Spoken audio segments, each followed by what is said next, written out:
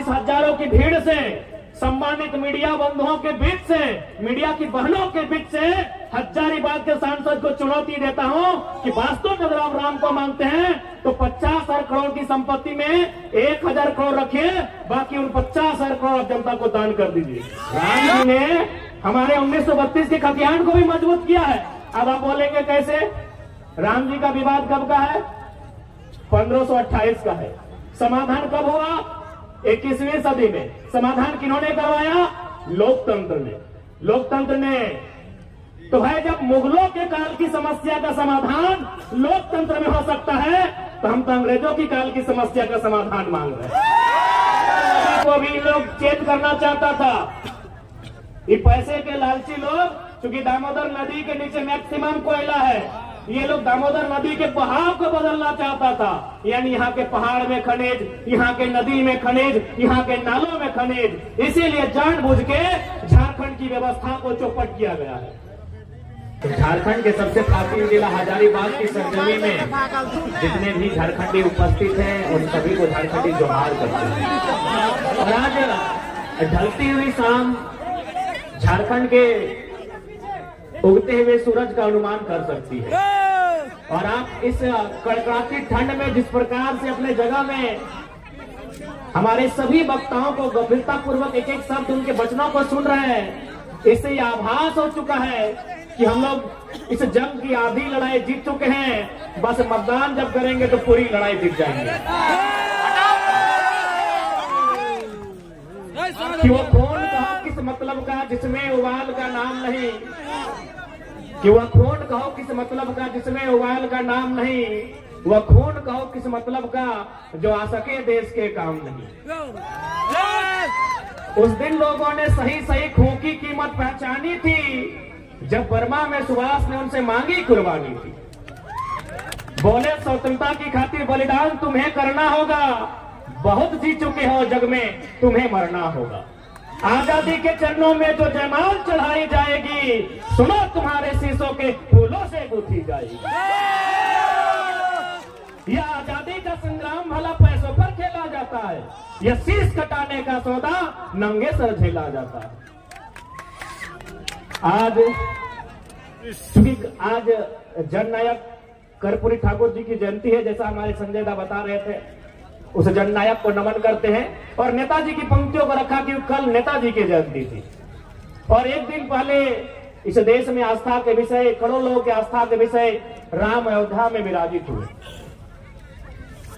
चूंकि देश में एक माहौल, एक गीत बना, राम आएंगे, हम तो कहेंगे राम के साथ भगत सिंह भी आए, डॉक्टर अम्बेडकर भी आए, एपीजे अब्दुल कलाम भी आए, महात्मा गांधी भी आए, सरदार पटेल भी आए, चंद्रशेखर आजाद भी आए, अशफाक अली खां भी आए, भी आए। हम लोग पढ़े लिखे लोग हैं, हमें प्रैक्टिकली और लॉजिकली बात करनी चाहिए। बिल्कुल राम आए, बाकी जितने महापुरुष है वो भी आए, लेकिन क्या वो शरीर से आएंगे? हम पढ़े लिखे लोग हैं, प्रैक्टिकली बात कीजिए, हम लोग लॉजिकली बात कीजिए, इमोशनली नहीं।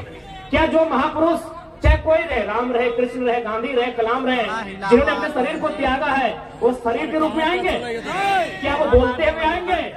क्या वो खाते हुए, नाचते हुए, गाते हुए आएंगे? नहीं, वो विचार के रूप में आएंगे। अतः राम का स्वागत है विचारों के रूप में, गांधी का भी स्वागत है विचारों के रूप में, कलाम का भी स्वागत है विचारों के रूप में, क्योंकि शरीर के रूप में कोई नहीं आएंगे। ये प्रैक्टिकली आपको समझना होगा।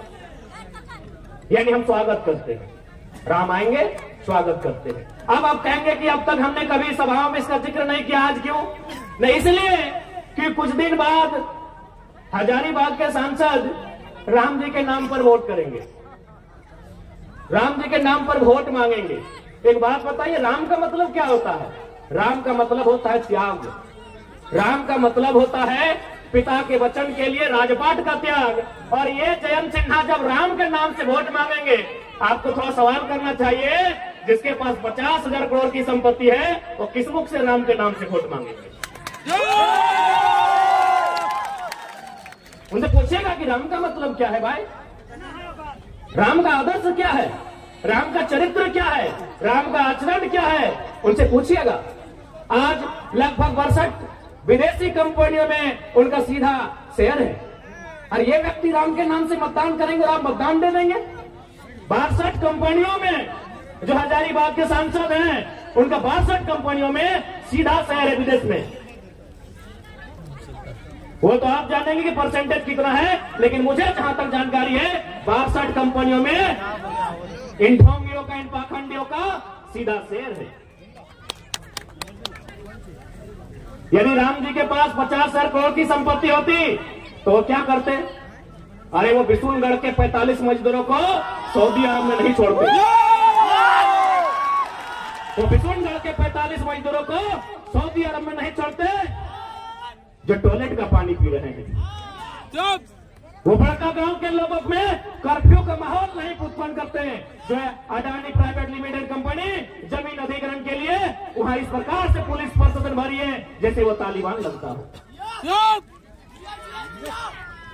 और कल ये शख्स आएंगे और ये भावनाओं के नाम पर, आस्थाओं के नाम पर मत लेने का काम करेंगे। तो क्या राम का चित्र ऐसा ही था जैसा जयंत सिन्हा का है? इसलिए आज राम यानी विचार, राम यानी आचरण, राम यानी आदर्श, राम यानी कर्तव्य। एक भी लक्षण वर्तमान जो सांसद है, क्योंकि यहाँ सबसे ज्यादा हिंदू मुस्लिम के नाम से मतदान होता है, एक भी लक्षण राम का इनमें नहीं दिखता है। ये तो ऐसे लोग हैं जिनके कारण एक और हमारे राज्य में भुखमरी है, हमारे राज्य में गरीबी है, पलायन है, विस्थापन है। और आपको जानकारी होना चाहिए पूरे झारखंड में सबसे ज्यादा अगर विस्थापन कहीं है तो हजारीबाग जिला, हजारीबाग लोकसभा के बिशुनगढ़ प्रखंड में। इसलिए आज मैं आपसे यही कहना चाहूंगा कि जब मत की बारी आए ऐसे व्यक्ति को चुनिएगा जो आपकी बातों को दिल्ली में रख सके, जो आपकी बातों को दिल्ली को मजबूत कर सके, जो आपकी लड़ाई को लड़ सके। एक बात सभी जानते हैं, चाहे मीडिया के कर्मी हो या प्रशासन के लोग हो या सरकारी कर्मचारी हो, हर कोई यहाँ अपने जीवन में चाहता है कुछ संपत्ति का अर्जन करके चले जाए। लेकिन आपको जानकारी होनी चाहिए आज जिस प्रकार से झारखंड का माहौल बना है, कहीं सड़क चौड़ीकरण के नाम पे, कहीं डैम के नाम में, कहीं तालाब के नाम में, कहीं माइंस के नाम में, कहीं फैक्ट्री स्थापित करने के नाम में हमारी जमीनें कोड़ी के भाव ले रहे हैं। यदि आज हमारे पास दिल्ली में शख्स नहीं होगा जो हमारे लिए लड़ सके तो आने वाले दिन ऐसा होगा कि झारखंड एक खटर के रूप में होगा, हम और आप केवल तमाशा देखेंगे। जिंदाबाद जिंदाबाद। मैं आपके माननीय सांसद की एक करतूत सुनाता हूं। करतूत और कारनामा में फर्क होता है, जैसे क्लेवर और कनिंग होने में फर्क होता है। दोनों का मतलब चालाक होता है लेकिन एक का मतलब धूर्त होता है। तो मैं इनकी एक करतूत आपको सुना रहा हूं। आपके जो यशस्वी नरेंद्र मोदी जी के नाम पर ये वोट लेंगे, माननीय जयंत सिन्हा इनका बाप भी सांसद रह चुके, अपना बेटा को बनाने की तैयारी में है। राजरप्पा में प्रोजेक्ट आया था। आज समझिए कि किस प्रकार झारखंड को खोखला किया जा रहा है, किस प्रकार हमारी बुनियादी ढांचे को बर्बाद किया जा रहा है, किस प्रकार हमारे रोजी रोजगार को प्रदेशों के हाथों बेचा जा रहा है। वहां एक प्रोजेक्ट आया था, चूंकि सांसद हैं, दिल्ली से टीम आई थी तो सांसद की एक कुर्सी लगी हुई थी। सांसद महोदय कुर्सी में बैठते हैं, अंदर जो दिल्ली की टीम आई थी 5 सदस्य या 7 सदस्य टीम थी, उनसे पूछा सांसद महोदय ने, यशस्वी सांसद, आपके लोकप्रिय सांसद, आपके धर्मात्मा सांसद, अब भाई राम के नाम से वोट मांगते तो धर्मात्मा ही होंगे और आपने दिया है। इस धर्मात्मा सांसद ने पूछा कि ये प्रोजेक्ट कितने में कंप्लीट हो सकता है? बोला सर हार्डली 15 से 20 करोड़ में पूरा हो जाएगा। इस धर्मात्मा, आपके लिए धर्मात्मा, हमारे लिए कहीं ना कहीं ये मानव के रूप में छुपे दानव है। इसने कहा इसको 250 करोड़ बनाइए। आप पता कर लीजिएगा, राजरप्पा प्रोजेक्ट वहां 15 करोड़ में ये योजना थी, इन्होंने कहा इसको 250 करोड़ बनाइए। यानी जो योजना 15 करोड़ में हो सकती थी, 250 करोड़ किसके लिए? अपन जयबाग डाल ले, अपने लिए, अपनी पत्नी के लिए, अपनी साली के लिए, अपनी सरहद के लिए।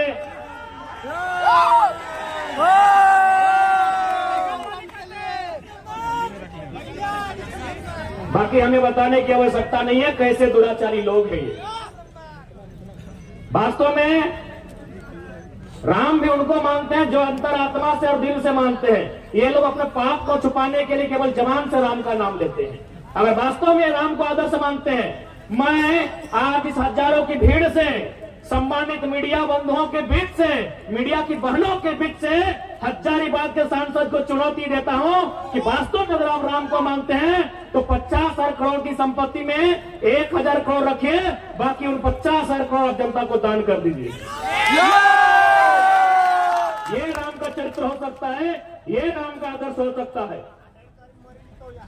50 वो कंपनी जो विदेश में चलेगी, आपका वहां 30-35% शेयर रहेगा और झारखंड में जनता को केवल बरगलाना का ये लोग काम करते हैं। आज झारखंड गरीब नहीं है मेरे साथियों, मेरी माताओं, मेरे बहनों, मेरे बुद्धिजीवी अभिभावकों, इस झारखंड को गरीब बनाया जाता है। झारखंड नहीं है गरीब। इस राज को जानबूझ के ये लोग बर्बाद करने पर तुले हैं और ये हमारा और आपका कर्तव्य बनता है कि इस राज की उन्नति कैसे हो, इस राज का हितार्थ कैसे हो, इस राज को बचाया कैसे जाए और इस राज को अव्वल दर्जे का राज बनाया कैसे। क्योंकि अगर हम स्थानीयता के मुद्दे से आए थे और यदि हम लोग स्थानीयता की बात नहीं करें तो शायद बेईमानी होगी। आज बहुत सारे लोग, और साथ साथ राम जी ने तो हमारे 1932 के खतियान को भी मजबूत किया है। राम जी ने हमारे 1932 के खतियान को भी मजबूत किया है। अब आप बोलेंगे कैसे? राम जी का विवाद कब का है? 1528 का है। समाधान कब हुआ? 21वीं सदी में। समाधान किन्होंने करवाया? लोकतंत्र ने। लोकतंत्र ने। तो भाई जब मुगलों के काल की समस्या का समाधान लोकतंत्र में हो सकता है तो हम तो अंग्रेजों की काल की समस्या का समाधान मांग रहे हैं। हम तो अंग्रेजों की काल की समस्या का समाधान मांग रहे हैं। तो राम जी ने तो तमाम विस्थापितों को मजबूती दिया है। तमाम विस्थापितों को, जिनका जमीन 50 साल पहले टाटा ने लिया है, डीवीसी ने लिया है, वेदांता ने लिया है, सीसीएल ने लिया है, बीसीसीएल ने लिया है, ईसीएल ने लिया है, एचईसी ने लिया है, हिंडाल्को ने लिया है, मगध, आम्रपाली, एनटीपीसी ने लिया है, 50 साल पहले लिया है। जब राम जी की समस्या का समाधान 500 साल बाद यही लोकतंत्र का बुनियादी, यही लोकतंत्र का सर्वोच्च न्यायालय करता है, तो 50 साल पहले जो हमारा जमीन अधिग्रहण हुआ है विकास के नाम पे, जो आज खाली पड़ा है, जो टाटा के कब्जे में है, कहीं एचईसी के कब्जे में है, कहीं हिंडाल्को के कब्जे में है, कहीं एनटीपीसी कब्जे में है, तो क्या हमारा भी अधिकार नहीं बनता है कि लोकतंत्र उसका समाधान करे? बनता है कि नहीं बनता है भाई? हमारे भी बाप दादा ने मात्र 50 साल पहले जमीन दिया है। एनटीपीसी को दिया है कोयला खोदने के लिए, मगध, आम्रपाली को दिया है, टंडवा में दिया है, पिपरवार में दिया है, राय बचरा में दिया है, बड़कन गांव में दिया है, गोंदलपुरा में देने वाले हैं, लेने वाले हैं। वो कर्फ्यू का माहौल है। यही बिशुनगढ़ में कोणार्क डैम के माध्यम से दिए हैं। तो हमें भी इस लोकतंत्र में उतनी ही आस्था है। तो हमारी भी जमीनें, क्योंकि भारत का कानून भी कहता है यदि किसी कंपनी ने, किसी फैक्ट्री ने आपसे जमीन अधिग्रहण किया है और उस जमीन पर अगर कोई काम नहीं हो रहा है तो बाकायदा राज्य सरकार को चाहिए वह जमीनें रैयत को वापस करना चाहिए। तो लोग कहते हैं भाई अंग्रेजों के काल का है। हमने तो बता दिया मुगल काल की समस्या का समाधान लोकतंत्र के माध्यम से हुआ। अब एक बात बताइए, जो लोग कहते हैं ये अंग्रेजों की काल की समस्या है, अंग्रेजों का कानून है, तो भारत के बुद्धिजीवी लोग बताए तो कि भारत का क्या है? भारत के लोग हमें बताएं। हम लोग थोड़ा कम पढ़े लिखे नौजवान हैं, अभी पढ़ाई लिखाई कर ही नहीं। भारत का है क्या? अरे भारत की प्रस्तावना फ्रांस से, भारत का मौलिक अधिकार संयुक्त राज्य अमेरिका से, भारत का नीति निर्देशक आयरलैंड से, भारत के मौलिक कर्तव्य रसिया से, भारत का राष्ट्रपति संयुक्त राज्य अमेरिका से, भारत की सांसद ब्रिटेन से, भारत का संघीय ढांचा कनाडा से, भारत का आपातकाल जर्मनी से, भारत की संवर्ती सूची ऑस्ट्रेलिया से। तो 1932 अंग्रेजों कहने चलेगा? ये व्यवस्थाएं अंग्रेजों की, ये व्यवस्थाएं अंग्रेजों की। अच्छा एक बात बताइए, हजारीबाग में अभी डीसी है, डीसी मतलब समझते हैं आप लोग? Deputy collector. अच्छा एक बात बताइए, कलेक्टर का मतलब क्या होता है? कलेक्टर शब्द कहाँ से आया? कलेक्टर शब्द आया है कलेक्ट से। कलेक्ट मैंने क्या होता है? कलेक्ट करना, कोनो चीज इकट्ठा करना, जमा करना। तो भाई ये कलेक्टर लोग अंग्रेज के टाइम क्या करते थे? कलेक्ट करते थे। व्यापारियों से, किसानों से लगान कलेक्ट करते थे, खजाना कलेक्ट करते थे। इसीलिए इन्हें कलेक्टर की उपाधि दी गई थी। अब क्या हुआ? एक प्रमंडल चूंकि हजारीबाग में है, वहां आता है डिविजनल कमिश्नर। डिविजनल कमिश्नर समझते हैं ना? यानी प्रमंडल के आयुक्त। कमिश्नर का मतलब क्या होता है? यानी कलेक्टर जो पैसा, जो खजाना, जो धान चार सोना चांदी कलेक्ट करके ले जाते थे, उस पैसे को सुरक्षित अंग्रेजों तक, ब्रिटेन तक कमीशन लेके जो पहुंचाता था उसे कमिश्नर कहते थे। कमीशन कहां से आया? कमिश्नर शब्द कमीशन से आया है। तो भाई अंग्रेजों का कलेक्टर चल रहा है, अंग्रेजों का कमिश्नर चल रहा है, तो 1932 के खातियान काहे नहीं चले? काहे नहीं चलेगा? अभी बताइए, क्या हमारी लड़ाई गलत है? ये हमारी मांग गलत है?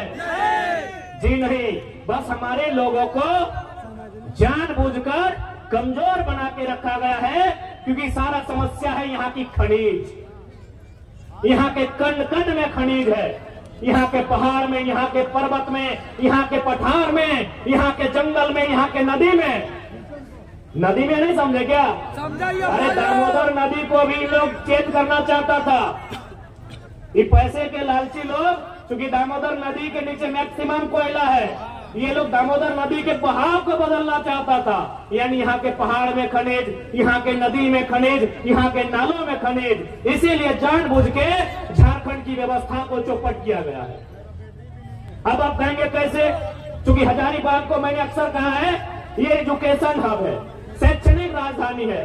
अगर रांची राजधानी, दुमका उपराजधानी, कोडरमा फ्रग राजधानी, धनबाद कोयला राजधानी, जमशेदपुर स्टील राजधानी, तो हजारीबाग शैक्षणिक राजधानी है। अब कैसे व्यवस्था को यहाँ का नेस्तनाबूद किया गया है सुनिए। हम 2011 बैच के इंटर ऑफ साइंस के स्टूडेंट हैं। हो सके कोई 12 वाले होंगे, कोई 13 वाले होंगे, कोई 10 वाले होंगे, कोई 9 वाले होंगे। ईमानदारी से बताइए, उस समय इंटर का रिजल्ट क्या होता था? खासकर इंटर ऑफ साइंस का बताइए। मैं बता रहा हूं 2011 में 28%। गंभीरतापूर्वक सुनिएगा कि कैसे एक सिस्टम काम कर रहा है, तो झारखंड को दिन प्रतिदिन खोखला कर रहा है।